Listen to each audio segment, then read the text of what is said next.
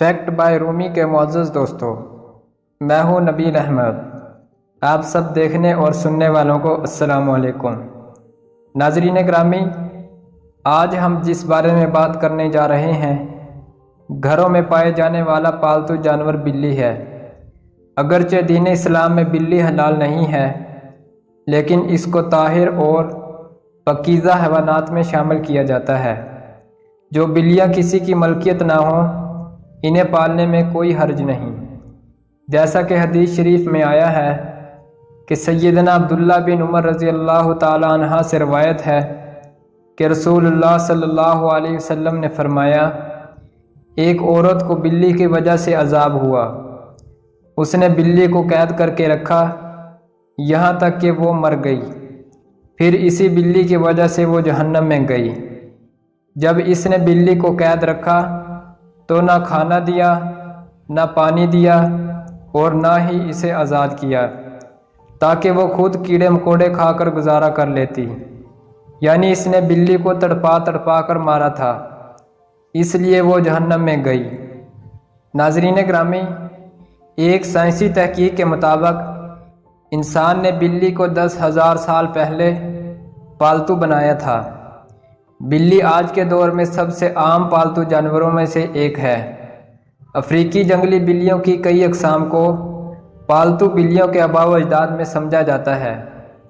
بلیوں کو پہل شاید اسی وجہ سے پالتو بنایا گیا تھا کہ یہ چوہے کھاتی ہے، اور اکثر اوقات جہاں اناج محفوظ ہوتا تھا وہاں انہیں پالا جاتا تھا، لیکن بعد ازاں ان کو انسان کے دوست اور پالتو جانور کے طور پر پالا جانے لگا۔ ناظرین گرامی، پالتو بلیوں کے جسم پر لمبے یا چھوٹے بال ہوتے ہیں، جن کی بنیاد پر ان کی اقسام اور نسلوں کا تعین کیا جاتا ہے۔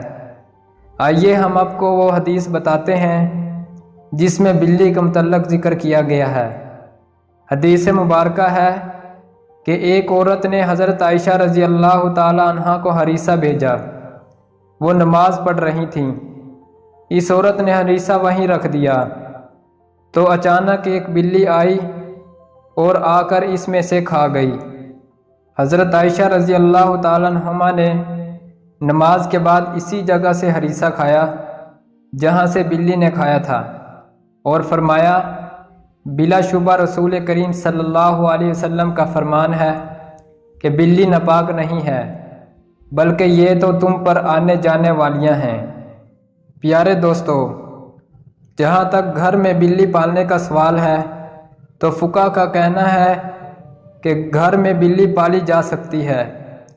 ایسا کرنے میں کوئی حرج نہیں، کیونکہ بلی نہ ہی موذی جانور ہے اور نہ ہی ناپاک جانور ہے۔ ہر شخص کو معلوم ہے کہ اس میں کوئی نقصان نہیں، بلکہ گھر میں بلی پالنا فائدہ مند ہے۔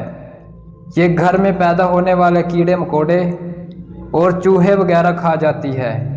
ناظرین گرامی، بلیوں کو قدیم دور کے بعد مشرق قریب میں عقیدت دی گئی، اور دین اسلام نے اس روایت کو بہترین انداز میں اپنایا، جو اس عقیدت سے بالکل ہٹ کر ہے جو دیگر مذاہب میں بلی کو دی گئی۔ کچھ مذاہب میں بلی کو ناپاک جانور سمجھا جاتا ہے تو بعض مذاہب میں اسے حلال جان کر کھایا بھی جاتا ہے، جبکہ دین اسلام نے ایک طرف ان کا گوشت کھانے سے منع بھی کیا اور دوسری طرف ان کے ساتھ پیار و محبت اور حسن سلوک کرنے کی تلقین بھی کی۔ ناظرین گرامی، جیسا کہ ایک صحابی کی کنیت ہی ابو ہریرہ یعنی بلیوں والا پڑ گئی تھی۔ حضرت ابو ہریرہ کے نام کے بارے میں مورخین میں اختلاف ہے۔ کچھ نے لکھا ہے کہ آپ کا نام اسلام لانے سے قبل عبد الشمس تھا، اور اسلام لانے کے بعد عبد الرحمن رکھا گیا۔ کسی نے عمر بن عامر لکھا ہے تو کسی نے عبداللہ بن عامر لکھا ہے، لیکن آپ کا اصل نام راجہ قول کے مطابق عبد الرحمن ہے۔ ابو ہریرہ آپ کی کنیت ہے، اور ابو ہریرہ کنیت رکھنے کی وجہ یہ ہے کہ آپ کے پاس ایک بلی تھی جس کو آپ ہر وقت آپ اپنے ساتھ رکھا کرتے تھے، تو اس لیے آپ کی کنیت ابو ہریرہ پڑ گئی۔ جی تو دوستو، یہ تھی ہماری آج کی ویڈیو۔